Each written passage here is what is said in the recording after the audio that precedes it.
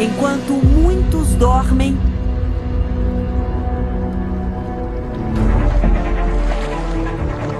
pescadores se arriscam em mergulhos na mais completa escuridão. Procuram por esse pequeno molusco, o sururu. Antes de chegar aos pratos como uma iguaria nordestina, o marisco passa por dezenas de mãos e deixa para trás um rastro de lama e miséria. É um serviço desvalorizado, porque a gente mesmo não tem valor. O marisco de cerca de 3 centímetros cresce agarrado ao fundo da imensa lagoa do Mundaú. Para pegá-lo, chega-se à exaustão. Eu não sonhava isso daí pra minha vida, não. O repórter Record Investigação acompanhou a rotina dos sururuzeiros durante 16 dias. Agora, o que impressiona é a coragem deles de mergulhar mesmo na água. A pessoa entrega, a pessoa ganha o quê? R$5. São 24 horas em condições degradantes de trabalho. Da pesca, a limpeza e o cozimento. Uma cadeia produtiva insalubre. O braço tem hora que adormece. É como se fosse no começo de um AVC. E ainda tem os atravessadores pelo meio do caminho. Eu vendo em torno assim de uns, no mínimo, 1.000 quilos. Encontramos também crianças submetidas a essa dura realidade. Quanto você ganha? R$4, R$2. Trabalho infantil que termina em luto. Quando foi 1h da tarde, eles vieram avisar que ele tinha rondado a canoa com eles. A prostituição. Com uns 10 anos, eu já estava vendo coisa que não presta na minha frente. Um ciclo de pobreza que não tem fim. Eu nasci e me criei dentro da lagoa e não prosperamos em nada. E para agravar a situação, comunidades inteiras que sobrevivem do sururu estão sob ameaça do crime organizado. Crianças também sendo cooptadas pelo mundo do crime. Eu só fazia assim dentro de casa.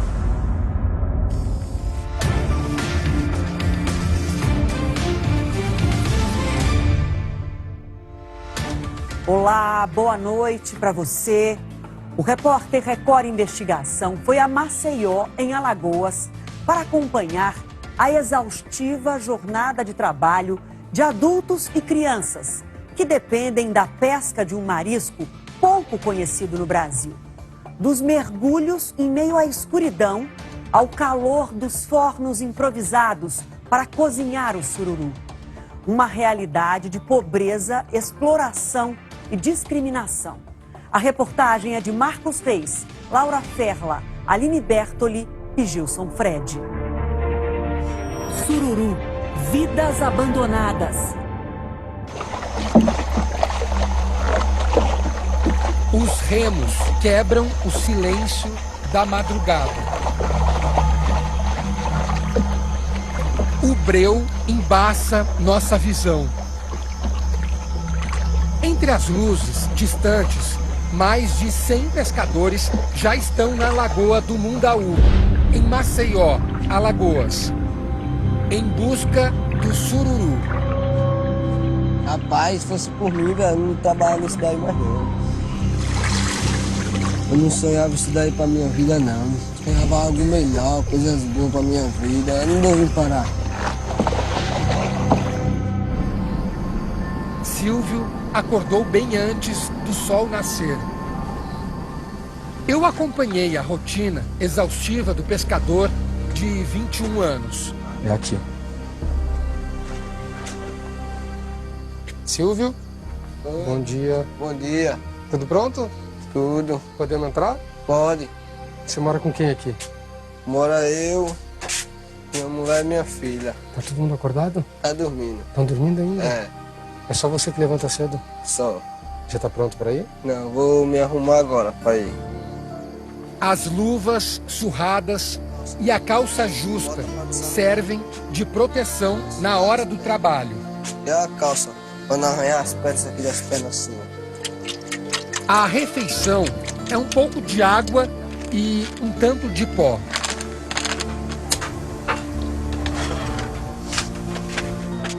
O copo de café vai enganar o estômago do pescador pelas próximas 6 horas.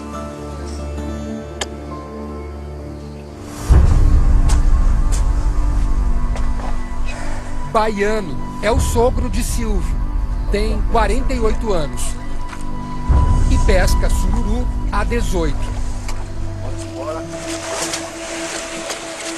É ele quem conduz o barco. Os pescadores identificam o ponto em que há mais mariscos. É todo forrado o chão, de sururu. A gente passa o remo, a gente conhece, né, já. Baiano mergulha. Silvio também. Quando você entrar na água, você enxerga alguma coisa? Não, E aí como é que faz para achar sururu? só mergulhando e tocando. A pessoa bota na mão com a luva, tocando o sururu. Aí pega e bota dentro do barco. O sururu pode estar em até 10 metros de profundidade. Às vezes tem um rasinho. Às vezes tem no rasinho, mas às vezes só no fundo. A estratégia deles é colocando muita água nessa parte do barco aqui para pesar o barco propositalmente, porque assim a embarcação vai se nivelar a água. Então fica mais fácil quando ele voltar do fundo da lagoa com o sururu, ele já volta cansado, prendeu a respiração. Aí o barco já está mais baixinho, ó, senão ele não consegue levantar para colocar o sururu que está vindo nessa lama, a lama pesa. Então quanto mais o barco estiver baixo, no nível da água, mais fácil é para ele conseguir colocar o sururu aqui dentro. O dia começa a amanhecer. São 5:30 da manhã e o trabalho não está nem na metade. Com um pouco mais de luz, conseguimos acompanhar um mergulho. O baiano entra na água, mas é impossível ver onde ele está. Isso é tudo o que um pescador consegue enxergar. Uma água turva, cheia de pedaços de lama que vão se desprendendo. De cima dá para entender melhor. Cada barco cria um rastro preto e abre caminhos escuros que cortam a Lagoa do Mundaú. São como cicatrizes do sururu, arrancado da lama. Um molusco que cresce em pequenos montinhos no fundo. Os sururus são essas conchinhas que estão aqui misturadas. Depois ele vai ter que passar pela lavagem, é o próximo processo. Tem mais lama do que sururu aqui, na verdade, né? E a lama pesa, só esse pedacinho aqui já pesa. Agora ele vem com uma quantidade grande, ele vem carregado de sururu nos braços. Já cansado, às 6 da manhã, Silvio começa a primeira lavagem do sururu. O Silvio já entrou no barco e com os pés ele vai quebrando a lama, pelo menos é assim que eles chamam, quebrar a lama. Vão tentar limpar o máximo que eles podem, pelo menos aqui, do sururu. A água suja respinga no rosto. Baiano e Silvio também usam as mãos. Essa rotina cansa muito. Cansa, mas é o meio de vida da gente, é isso aqui. É todo dia que está aqui de madrugada para tirar o sururu, para arrumar um trocado, né? Todo trabalho. É o dia inteiro assim. Você não cansa? Cansar cansa, né? Fazer o que só tem isso para fazer? Você já tentou procurar outro trabalho? Não, mas não tem, só isso aqui mesmo. É só isso? Um trabalho insalubre e arriscado. As pontas do sururu são afiadas e podem cortar mãos e pés. Eles tentam se proteger como podem, às vezes usando luvas. Aqui ele está usando uma luva... Bom, cada mão é um modelo diferente. Aqui é uma luva como se fosse cirúrgica. Aqui é uma luva mais grossa. Adequada é a luva de pano resistente. Mas essa está rasgada já, né? Ela se rasga ligeirinho. Aí tu pesca tira 2, 3 vezes o sururu e ela se rasga. Os mergulhos não param enquanto ainda couber mais sururu dentro do barco. Quanto o senhor acha que tem aqui de sururu? 28 latas. As latas equivalem a pouco mais de 15 quilos de sururu. Cada embarcação retira em média 32 medidas. Ao todo, saem da lagoa mais de 20 toneladas de molusco com casca diariamente. Às 8 da manhã, Baiano e Silvio cumpriram a meta e retornam para a margem da lagoa. Apesar do cansaço, o esforço ainda não terminou. É hora de fazer a segunda lavagem do sururu, tarefa que pode levar de 1 a 2 horas. Cada barco com seu pequeno monte de sururu representa 1 tonelada de trabalho, que vale muito pouco, quase nada de lucro. É só aquela mixariazinha, 6 contos, 4 contos, 5 contos. A pessoa entrega, a pessoa vai ganhar o quê? R$5. Silvio, como a maioria dos pescadores, não trabalha todos os dias da semana. Quando chega de noite, a pessoa parece que trabalhou a semana toda, só um dia. Fica tão cansado, enfadado, e tem vezes que até eu nem vou pro sururu, vou só um dia, 2. Você consegue tirar o quanto dinheiro? Assim, no dia, a pessoa tira 50 conto, 40. Um dia? É. Você consegue tirar R$50? Consigo tirar R$50, depois de trabalhar muito. Fazer muito esforço para poder ganhar R$50. Quando a última pesquisa sobre os trabalhadores do sururu foi feita, em 2014, pelo Instituto Brasileiro de Sustentabilidade, a renda média mensal de cada um era de cerca de R$520, menos da metade de um salário mínimo. Até hoje, não passa muito desse valor. Você não consegue juntar dinheiro, né? Não. Não tem como. Você consegue fazer planos, por exemplo, futuramente comprar alguma coisa para você? Não. O dinheiro que a pessoa pega só compra só minha besteirinha para dentro de casa para comer e pronto. Você gostaria de comprar o que, por exemplo, que você não pode? Cama, televisão, geladeira, pá, essas coisas boas. Eu não tenho. A casa de paredes de tapume e um cômodo só até tem geladeira. Mas ela não funciona. É usada como armário para colocar comida quando tem. Quando recebe o lucro da semana, a prioridade é comprar leite e fraldas para Ana Cibele, de 1 ano. Depois, Silvio vai para o mercado. É uma matemática que nem sempre fecha. O Silvio sabe tudo que ele precisa comprar aqui no Mercadão, mas nem sempre tudo que ele precisa comprar vai se encaixar no orçamento dele, que hoje é de R$70. A primeira parada numa barraca de frutas leva boa parte do dinheiro. Então uma bandejinha não, é 5, é? Me deu uma. Agora eu vou comprar uma bandeja de ovos. Quanto é? É 12. É 12? É. E agora sobrou? 60. 60. Bota um quilo de cenoura. É. Vou levar um peito de frango. Peito de frango? É. O pescador compra também asinhas de frango e fica só com um trocado na mão. Agora eu tenho R$8. R$8? É, R$8. O transporte para voltar para casa custa R$7. E como é que você se sente tendo que voltar para casa sem ter levado tudo que você precisava? Eu me sinto triste, né? Porque eu não comprei tudo o que eu queria, né? Trabalhei e não comprei tudo, sempre faltou. Me esforcei, mas sempre faltou.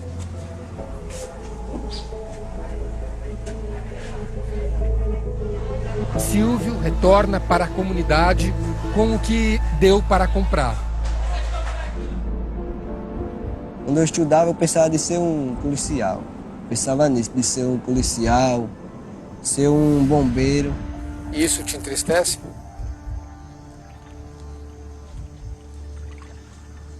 Ah, sente desgosto. Você não é feliz fazendo isso? Sou nada. O Brasil tem hoje quase 2 milhões de crianças e adolescentes com idade entre 5 e 17 anos que trabalham, mas não deveriam, segundo o IBGE. Na cadeia produtiva do sururu, meninos e meninas se arriscam e comprometem o futuro para ajudar a família a sobreviver. Silvio já tem 6 anos de experiência como pescador. Mas o trabalho com o sururu começou muito antes, em outra função. O que eu fazia com 6 anos, eu ajudava minha mãe, né? Alguma coisa, despinicava, ela pegava 10 latas de sururu, a pessoa sentava, eu e meus irmãos. Sem o pai em casa, ele e os 4 irmãos não tiveram outra opção. Vocês loucos para sair para brincar, mas não podia. Não podia, tinha que terminar primeiro o negócio para poder brincar. Despinicar é a fase que acontece logo depois da lavagem.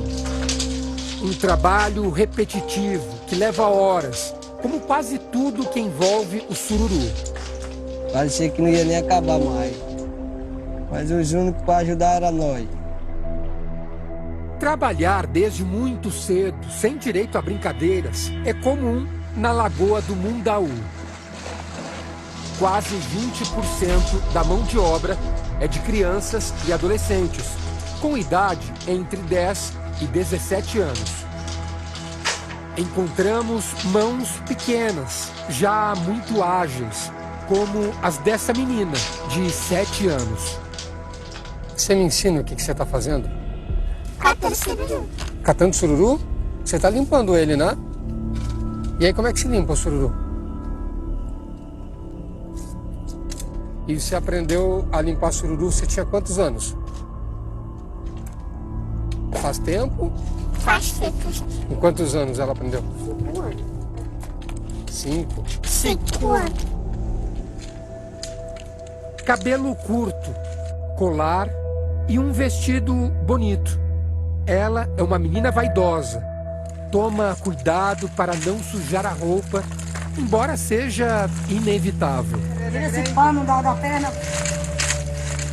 Quando as mãos se movem sobre um monte de sururu, até parece brincadeira, mas é trabalho infantil.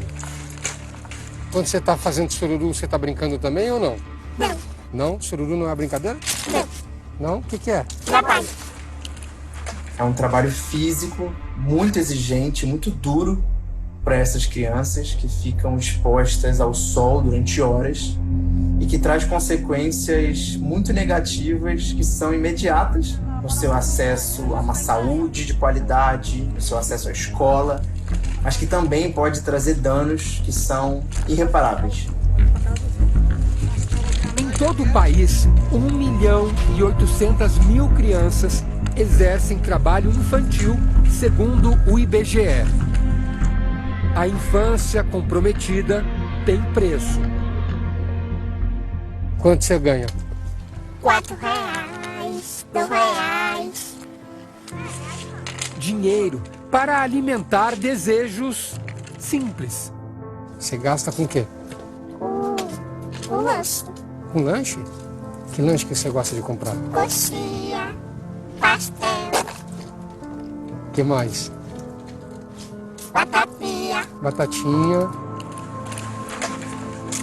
A criança é criada por Thelma, que não tem a guarda definitiva, mas assumiu os cuidados da menina depois que ela foi deixada pela mãe. Ela foi-se embora com meu primo. Meu irmão, de vez em quando, ele bebe, né? Aí não teve condição de ficar com ela, que ela é filha mulher. Aí ela abandonou a menina. Peguei e criei por causa da minha filha. Não ninguém não. Chega. O trabalho infantil é visto por ela como uma maneira de proteger a menina. Tem gente que bota a criança para pedir na rua, não bota a criança no colégio para estar na rua o dia todo, né? E eu não concordo, não. E é também uma necessidade. Vocês já andaram por aqui na favela toda? Que as crianças despinicam sururu? Então, que é de família pobre, entendeu? É assim. Não é a criança que tem que ajudar a família na sua subsistência ou na autossubsistência, né, da própria criança. Não. É quem tem que retirar aquela família da situação de vulnerabilidade é o Estado. A filha biológica de Thelma também trabalha despinicando sururu. Ela, né, quer as coisinhas dela, né? Aí comprou um creme, comprou shampoo. Não ganha muito não, as bichinhas. Aí comprou um creme, comprou shampoo, né, quando eu não posso dar, né? Essa outra adolescente de 14 anos começou a trabalhar durante a pandemia. Pra comprar roupa, pra lanchar, pra ajudar como telefone, entendeu? Como é que é o valor que você ganha? Como eu pego duas latas, aí como é dia de sábado que a gente recebe, aí eu ganho R$27. Pela semana, então. A questão também do trabalho infantil aumentou por conta dessa ausência da escola, né? E as crianças estão em casa, e se estão em casa tem que ajudar na atividade financeira. Para quem nasce aqui, há outros 2 destinos além do sururu. Tráfico de drogas, os crimes e também a entrada na prostituição infantil. Jaqueline tem 20 anos, mas começou a se prostituir quando era apenas uma garotinha. Você se prostituiu a primeira vez com quantos anos? Com uns 10 anos eu já estava vendo coisa que não presta na minha frente. A vida difícil levou à depressão e ao uso de drogas. Você usa que drogas? Maconha, loló e cocaína. Eu ganho por semana R$300.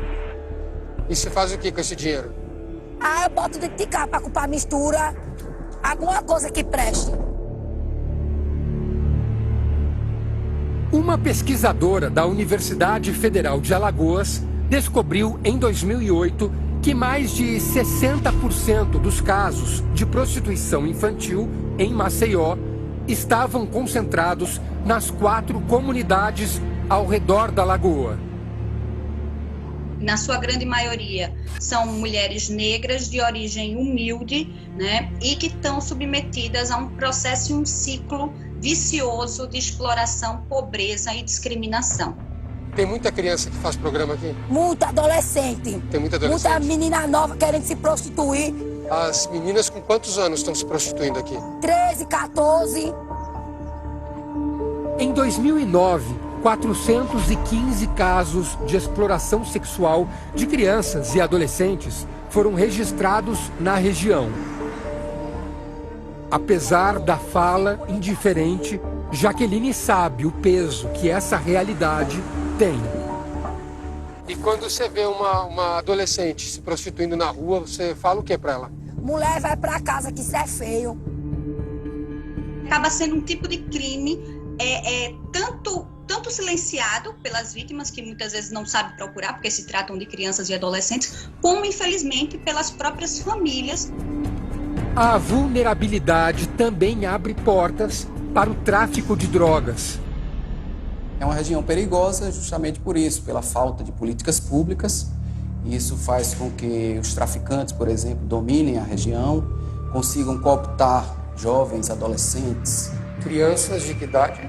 10, 11 anos, principalmente para servir como aviãozinho do tráfico. Essa mãe, que não quer ser identificada, perdeu o filho em 2016. Um garoto de 16 anos morto num confronto com a polícia. Qual foi a explicação que a polícia deu? Diz que foi troca de tiro. O rapaz ajudava a família a sobreviver com o sururu. E quando ele não ia, ele fazia o quê? Não sei. Mas quando ele morreu, falaram pra senhora que ele traficava. Falaram. Após a morte, a mãe entrou em depressão. Perdeu o emprego que havia conquistado em uma empresa e voltou para a Lagoa. Eu só fiz uma cita de casa. Sinto muita falta. Na hora de almoçar, na hora de dormir. Dói para uma mãe, por exemplo, saber que o filho preferiu o tráfico do que o trabalho? Dói muito. Até hoje dói, machuca muito. Machuca demais. Em 2007, o município de Maceió foi condenado em uma ação movida pelo Ministério Público a adotar medidas urgentes para acabar com a exploração de crianças e adolescentes. R$1.500.000 foram bloqueados para cumprir as medidas, como a garantia de vagas em creches e escolas. A Secretaria de Educação com certeza já vai entregar, com essa flexibilização da pandemia, de volta o retorno das crianças em tempo integral. A gente tem um problema lá, que existe, o território ali é dividido entre as facções criminosas, existe uma linha imaginária ali dividindo a comunidade, e as crianças que moram em uma determinada área ali da lagoa, num determinado trecho, não podem atravessar para essa linha imaginária para ir frequentar uma escola que tem lá. Sem educação, esperança é uma palavra desconhecida. Não temos futuro aqui, não. Na verdade é um canto que não leva a gente pra nada. Só sururu, sururu, sururu, sururu. O trocado que cada criança ganha com o sururu pode comprometer seu futuro para sempre. Você já pensou o que você vai fazer quando crescer? O que você vai fazer?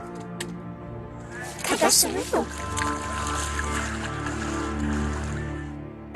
Elas pegam no pesado das 7 da manhã até as 10 da noite para ganhar em média R$300 por mês.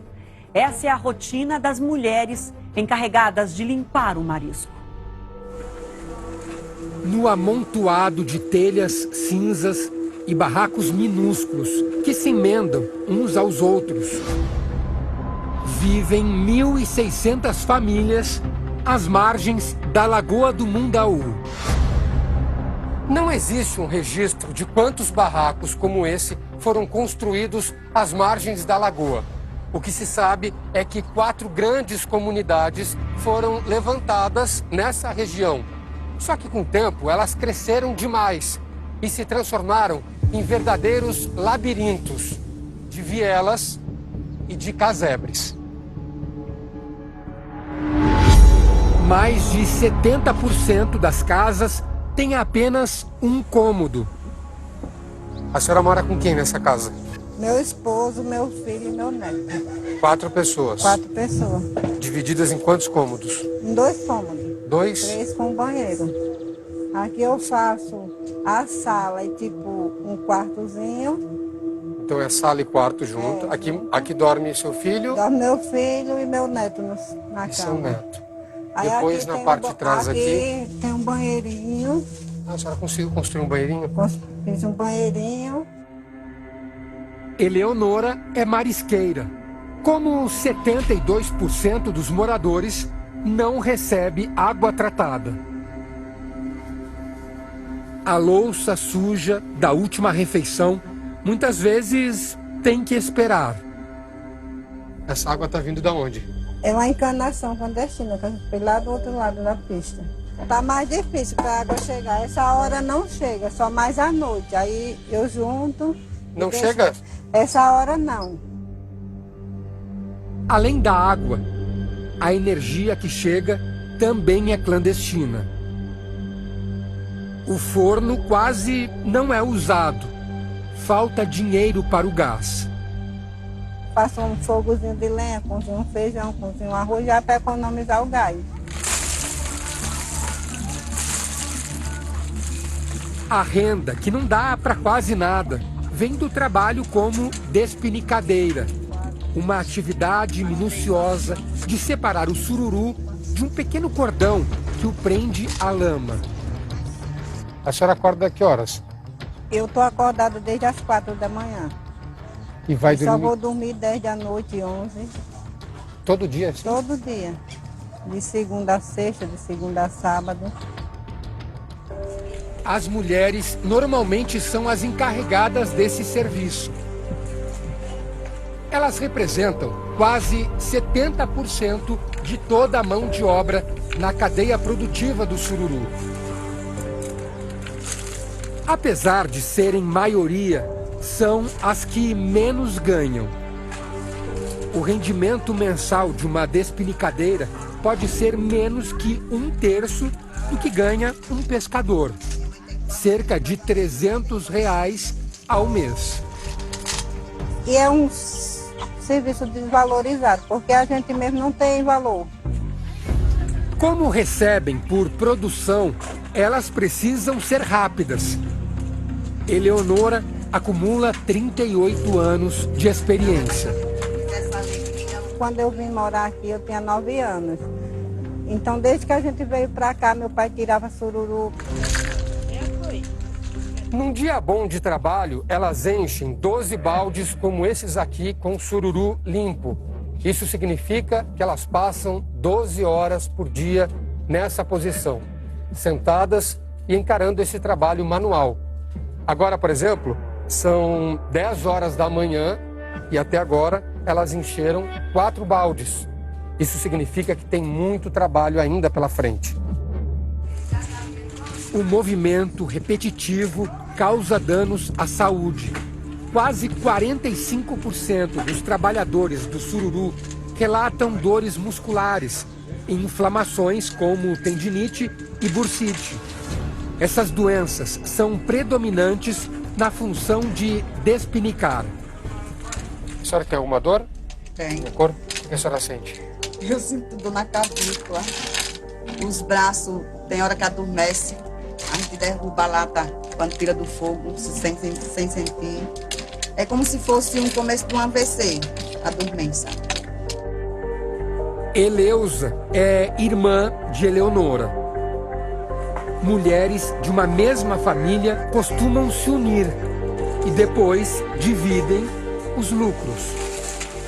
Mesmo assim, o dinheiro é pouco.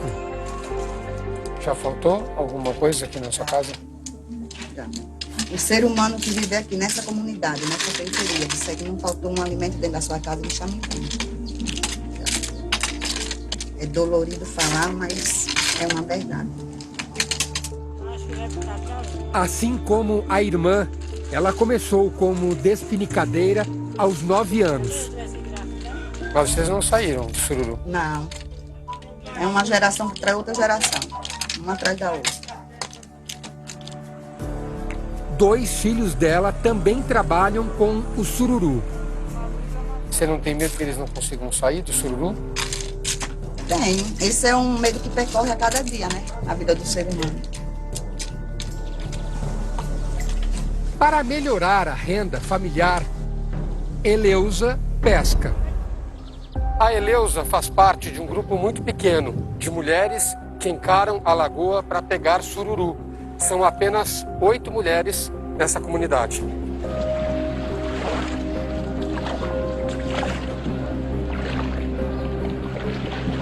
A pesca normalmente fica a cargo dos homens, porque exige muito esforço físico, mas é o trabalho que mais paga. Porque às vezes a mulher se sente tão fragilizada sem um homem dentro de casa para manter sua responsabilidade e passa a submeter uma vida dessa, para não passar necessidade. E quem decide entrar na água corre muitos riscos. Você tem ideia, por exemplo, do quanto essa água é poluída? Eu acho que 90%. Aqui é todo tipo de esgoto. É de cozinha, é de banheiro, é de todo tipo de esgoto. É jogado aqui dentro. Sem alternativa, Eleusa mergulha.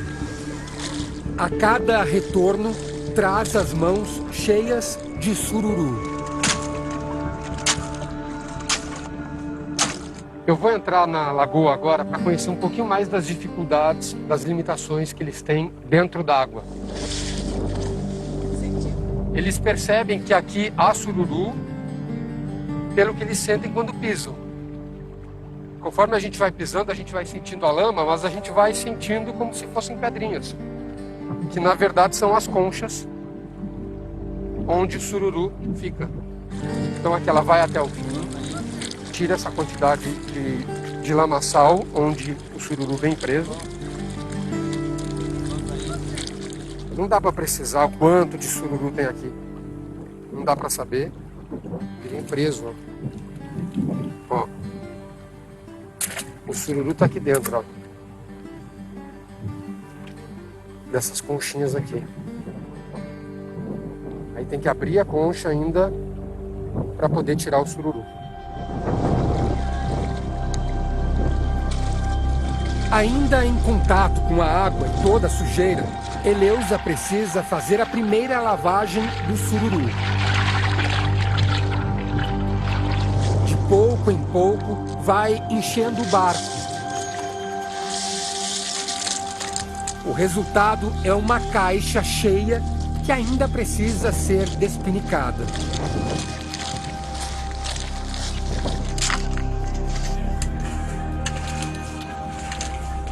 Depois de horas de limpeza, o sol começa a ir embora.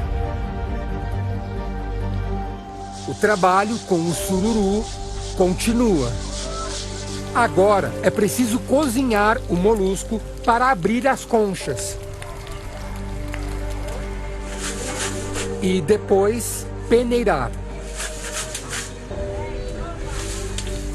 Eleusa e Leonora também fazem esses dois trabalhos.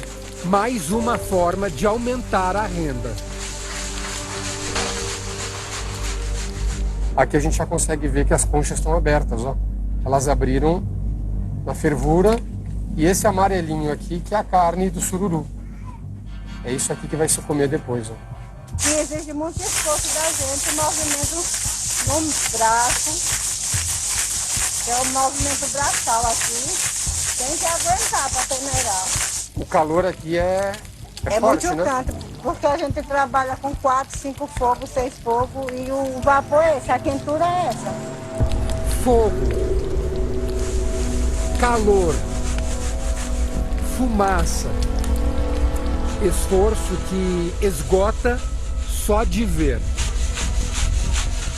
Você tem aí uma jornada, dependendo aí do número de dias que eles trabalham, pode ser considerada uma jornada exaustiva, ou seja, não é sustentável esse tipo de trabalho e não é digno com essas pessoas permanecerem nessa condição de trabalho. Como é que você faz para enganar o corpo um pouquinho? Então, um pretinho, um cafezinho. Um cafezinho? É. Mas o descanso mesmo só vem depois de entregarem o sururu aos atravessadores, que ficam do outro lado da avenida. Jaqueline, uma das atravessadoras, tem a ajuda de 2 funcionários para uma limpeza detalhada do sururu. Ela não vai deixar esses imbigozinhos aqui, ó. Esse é o motivo de todo o trabalho da gente. O molusco ainda fica de molho na água para eliminar as últimas impurezas. Depois, o sururu é ensacado e vendido por R$15 o quilo. A R$5 a gente paga o pescador e pagamos R$3,50 as moças que tiram a lama. Depois desse processo da lama, a gente paga R$1,50 para os rapazes que cozinham lá do outro lado. Jaqueline ganha R$5 pelo quilo do sururu limpo. Quantos quilos você normalmente vende por semana? É muito, vendo muito. Eu vendo em torno assim de uns, no mínimo 1.000 quilos. 1 tonelada? Tem alguém aí, algum elo que está lucrando mais, mas esse lucro deveria ser compartido igualmente ao longo dessa cadeia, mesmo que fosse para investir em equipamentos de proteção individual, para garantir uma condição digna de trabalho para esses que estão ali na ponta, né? A atravessadora pode receber até R$20 mil na época de alta temporada. Desse valor, ela vai tirar o salário dos funcionários e os custos com a refrigeração. Mas não é sempre que o ganho é tão alto. No verão, a gente consegue arrumar um bom dinheiro. Agora, quando chega no inverno, é o tempo da vaca magra. A gente tem que comer o que guardou. Se não guardar, né, passa a perreio.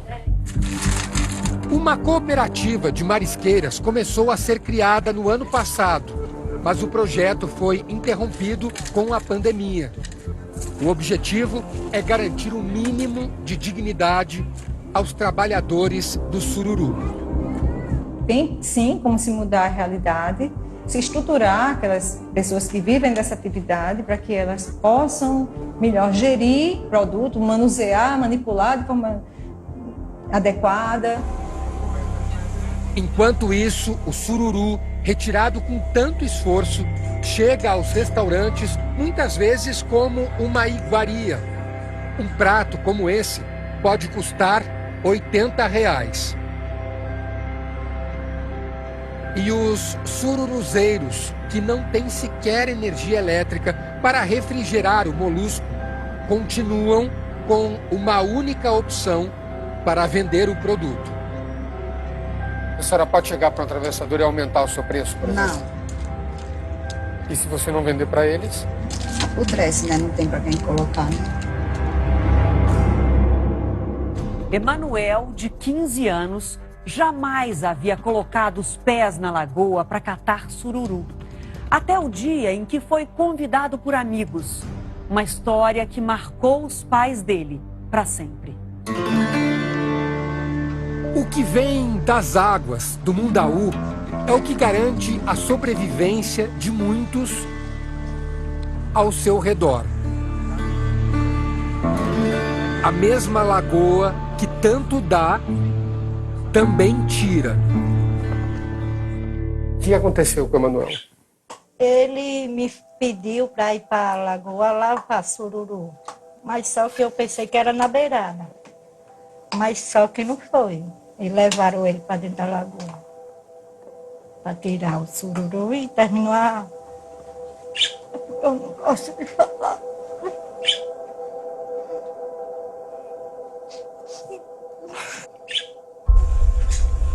É difícil falar da perda do bem mais precioso da vida dela, o filho Emanuel. O garoto tinha 15 anos, nunca se desenvolveu como os outros meninos da mesma idade. Era magrinho, tinha o corpo franzino. Ele já tinha pego o sururu antes? Não. Não? Nunca tinha ido para a lagoa, eu não sabia não nadar. Foi, eu acho que os meninos chamou ele e aí ele foi. Ao contrário da maioria das crianças da Lagoa do Mundaú, Emanuel sempre foi proibido de trabalhar. A gente nunca criou eles trabalhando, não. Porque eles são criança, né? Eles só estudavam, se acordavam de manhã, tomava café, ficava assistindo, ia para a escola. Para manter o filho na escola e longe do trabalho, o pai, Edivaldo, trocou as latas da lagoa pelas latas das obras.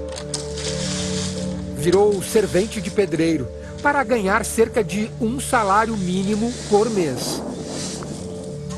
Ele queria mostrar para o filho que existiam outras opções, longe do sururu. Eu nasci e me criei dentro da lagoa e não prosperamos em nada. Com minha esposa mesmo. Senta-se de manhã, vai terminar 12 horas da noite, explicando ela tinha sururu para ganhar R$3. O que é que você me diz disso? É escravo ou não? Apesar do exemplo dentro de casa, o menino Emanuel seguiu os passos dos amigos. Foi tirado da lagoa sem vida pelas mãos dos pescadores. Saí para o mercado, quando cheguei tinha acontecido esse fato que está marcado na minha vida até hoje. Um vazio que ecoa também na casa simples da família. Hoje a senhora se sustenta como? Eu tenho bolsa e trabalho com sururu, né? Espinho com sururu. E a senhora consegue juntar quanto numa semana? Aí depende, mais ou menos 48 ou 50. 50 reais por semana? Semana. Dá 200 reais no mês. Rosivânia já pensou inúmeras vezes em desistir do sururu. Eu mesmo jurei pra mim de não pegar mais, porque as cascas do sururu ficaram agarradas no rosto dele. O filho de Rosivânia entra para as estatísticas de crianças e adolescentes mortos no Brasil enquanto trabalhavam ilegalmente. De 2007 até 2018, um relatório aponta que quase 44 mil se acidentaram gravemente em trabalhos informais. 261 deles morreram. Como é que está sendo para a senhora agora? Estou arrasada. Hoje eu vivo de remédio para dormir. Uma dor profunda de uma mãe que tentou de tudo para que o filho tivesse um futuro diferente. Longe do sururu, do trabalho infantil, da vida sem perspectivas. Mas no Mundaú, todos parecem estar cercados pela lagoa.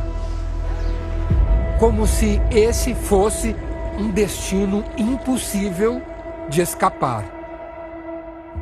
Sem saneamento básico, 13 bairros vizinhos despejam todo o esgoto nas águas da Lagoa do Mundaú, o que prejudica a saúde de moradores e de quem tem o marisco como única fonte de renda. São 27 quilômetros quadrados de um dos sistemas lagunares mais importantes do país. É tanta água que mal enxergamos os limites da Lagoa do Mundaú. A mistura de rio e mar é o ambiente ideal para a multiplicação do sururu. O molusco, que cresce em abundância, começou a atrair quem não tinha trabalho há quase 40 anos. As comunidades ao redor da lagoa se formaram com a vinda de trabalhadores que construíram conjuntos habitacionais em 1984. Maria Cleonice veio do interior de Alagoas. Trabalhava com cana-de-açúcar, mas no sururu encontrou uma fonte de renda que parece inesgotável. Trabalhar todo dia a gente tem. Pouco, mas tem. O estado tem o menor índice de desenvolvimento humano de todo o país. No ranking de cidades, a capital Maceió é a única que tem um número considerado alto, acima de 0,7. Mas a riqueza que muitos turistas conhecem de regiões nobres, rodeadas pelo azul cintilante do mar, não chega até as comunidades do Mundaú. Maria Cleonice não tem banheiro em casa. A mesma situação de 92% das moradias improvisadas daqui. Aí quando a senhora precisa fazer uma necessidade, a senhora faz como? Um balde, aí quando é de manhãzinha joga lá no lixeiro. Tem um container. As caçambas também estão repletas de cascas de sururu. A Secretaria de Planejamento de Alagoas informou que tem feito o dever de casa para alavancar o IDH. E quanto à questão do saneamento, diz que garantirá o abastecimento de água e tratamento de esgoto em mais de 13 cidades na região metropolitana de Maceió. A gente vai caminhando pela comunidade e vai se surpreendendo com a quantidade de lixo, com as montanhas de lixo que a gente encontra pela frente. Nesse entulho aqui a gente encontra de tudo, de sofá a colchão velho. Isso aqui, ó, são restos de sururu. Depois que eles tiram o filezinho, a carne, as conchas vêm para cá. Esse entulho todo acaba propiciando a presença de ratos. É muito comum, qualquer morador fala que tem muito rato aqui. Não só rato. Ali, por exemplo, a gente encontrou agora porcos, também dividindo esse mesmo espaço. Sujeira que torna esse ambiente ainda mais insalubre para quem mora aqui. A marisqueira teve 4 filhos. Em uma oportunidade de criar os caçulas longe da lagoa, deixou as crianças com a sogra. É porque a avó gostava de cuidar deles. Mas quando completou 16 anos, o filho mais novo, Jonathan, acabou voltando para a comunidade. Tem que crescer, né? Tem que virar homem, né? Trabalhar. E o trabalho era no sururu? Sururu. Carregando, lavando, peneirando, cozinhando. Após um ano de trabalho nas águas do Mundaú, contraiu leptospirose. A doença, que causa uma infecção grave, pode ser transmitida por ratos e porcos. Ouvia falar, mas eu não tinha noção da gravidade. E sempre via noticiário, tantas pessoas morreram, um surto de leptospirose, mas eu não tinha noção até o momento. Depois de 3 dias de febre e retornos ao pronto-socorro, o pescador chegou ao hospital já com uma hemorragia nos pulmões. Eu fiquei 2 meses fazendo hemodiálise, segundo os médicos. No total foram 3 meses e 15 dias em coma, induzido. Ele precisou passar por uma traqueostomia e as chances de sobreviver eram poucas. A família foi avisada para se preparar para o pior. Em algum momento a senhora pensou que poderia perder seu filho? Sim. Pensou? Quando o médico falou, chamou para fazer reunião, que dali ele não saía mais com vida. No entanto, o pescador teve uma recuperação milagrosa. Após 3 meses, Jonathan deixou o hospital numa cadeira de rodas, com sequelas graves. Não mexia o pescoço, não movimentava, só piscava os olhos. Eu falava por sinais, o tipo uma piscada era não, 2 piscadas era assim. Foram mais de 6 meses de cama, na casa de uma tia, enquanto fazia a reabilitação. Só 1 ano depois, voltou a andar. E um dia eu chamei minha família para ir para a praia. Quando minha mãe se distraiu, foi para a água, eu fiquei de pé. Assim que melhorou, Jonathan voltou a morar com a mãe e fez o que parecia improvável. É no próximo bloco, no Repórter Record Investigação.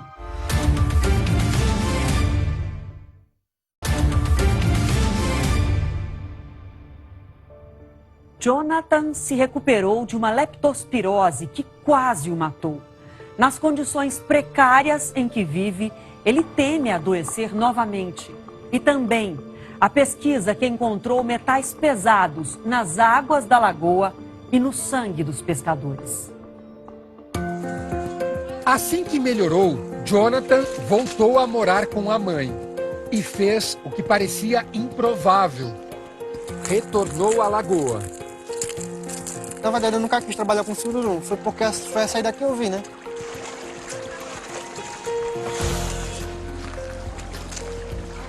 Um estudo do Instituto do Meio Ambiente de Alagoas mostrou que a leptospirose não é o único problema por aqui. Índices extremamente altos de coliformes fecais foram constatados em alguns pontos. A contaminação também chega na carne do sururu, como revelou outra pesquisa da Universidade Federal de Alagoas. Os coliformes termotolerantes, né, que são os chamados coliformes fecais, né, popularmente conhecido, chegamos a identificar salmonela em uma amostra, tá? Evidenciando realmente a presença de esgoto. Por isso, a importância do bom cozimento em qualquer preparo. Pós-cozimento, não tinha salmonela e não tinha coliformes, absolutamente nenhuma quantidade.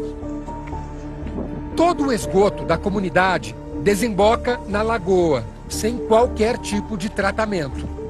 Da parte de bebedouro até chegar no trapiche, são 13 esgotos. Fora os lá de cima que a gente não sabe, né? Os pesquisadores investigaram ainda a contaminação na água por metais pesados. Em amostras colhidas entre 2017 e 2019, encontraram a presença de mercúrio, zinco, chumbo, ferro, alumínio, manganês e estanho, em concentração acima do que é recomendado pela lei. O mercúrio também foi encontrado no sangue dos pescadores. Pode desencadear a longo prazo, de maneira crônica, uma série de doenças, desde doenças cardiovasculares, diabetes, entre outras. A pedido do Repórter Record Investigação, o pesquisador coletou mais uma amostra da água. Os resultados tendem a ser os mesmos ou podem mudar? Eles podem mudar significativamente, porque no caso particular dessa lagoa, ela tem uma renovação das águas de 2 a 3 semanas. Depende também da maré. Depende, às vezes, se houve chuva ou não houve chuva naquele período. E coletou também sururu. A gente vai tentar avaliar os possíveis contaminantes inorgânicos presentes, decorrentes da própria contaminação ambiental, quando existir, ou do processo de preparo do sururu na condição dele ser vendido ao consumidor. O material foi levado para o laboratório da Universidade Federal de Alagoas. O resultado da análise você vê no próximo bloco.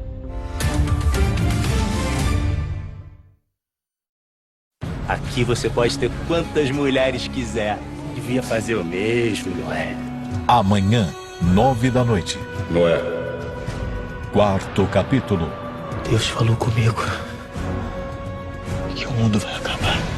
E na próxima quarta, um grande acontecimento. O dilúvio. Gênesis.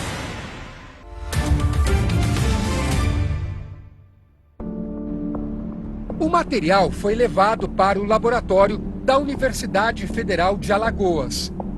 As análises mostraram que a contaminação ainda é presente nas águas do Mundaú.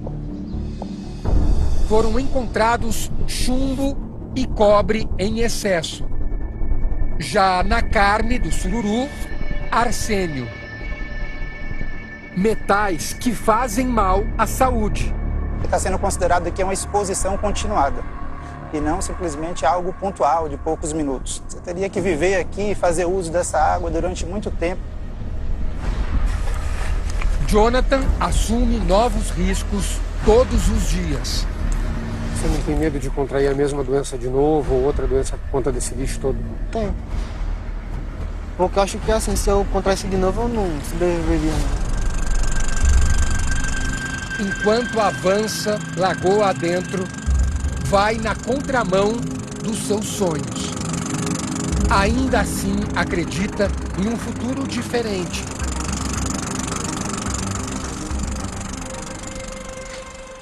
Aos finais de semana, quando folga, em vez de descansar, ele se prepara para outro trabalho. Essa versão de geladinho com iogurte em Maceió é chamada de cremosinho. Com a caixa de isopor cheia, ele pedala cerca de 7 quilômetros até a praia mais próxima. Olha o cremosinho, pessoal! Olha o cremosinho!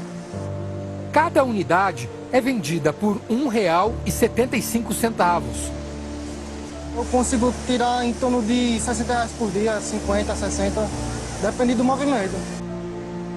Assim como no Sururu, cada centavo conta. Olha o cremosinho. Mas aqui, a esperança é de um horizonte sem limites. Eu tendo minha casa própria, meu apartamento, sair da favela e poder dar para minha família uma vida melhor, né? Sair do Sururu.